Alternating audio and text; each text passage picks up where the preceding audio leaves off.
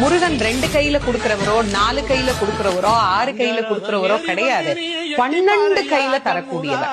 கேட்டவருக்கு கேட்ட வரங்களை அல்ல, நினைத்தவருக்கு நினைத்த வரத்தை விட அதீதமான நலன்களை வாரி வாரி வழங்கக்கூடியவர். அவர் 12 கையில கொடுப்பார், வாங்குறதுக்கு நமக்கு தான் 2 கை பத்தாது. அப்பேற்பட்ட வள்ளலாக விளங்கக்கூடியவர் முருகப்பெருமான்.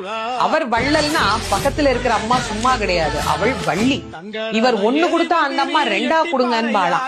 அப்படி கணவனும் மனைவியும் போட்டி போட்டுக்கிட்டு நமக்கு கொடுக்க தயாரா இருக்கிறாங்க. வாங்குவதற்கு நாம் என்ன செய்ய வேண்டும்? அவரை நினைக்கணும். எப்படி நினைக்கணும்? அரை நிமிஷமாவது நினைக்கணும்.